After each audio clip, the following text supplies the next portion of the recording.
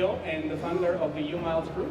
The ground technology that we are building brings something new to the operators, but the big challenge is create this new end-to-end journey with sustainable and efficient air and ground combination solutions.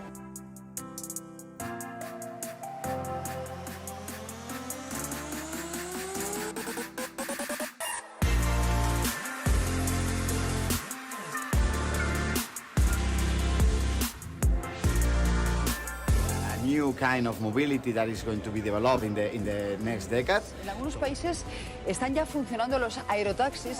Drones para transportar a personas. La misión son 15 minutos o 15 kilómetros. Aerotaxis, ya lo están viendo, es un dron uniplaza. Que veo muy confortable.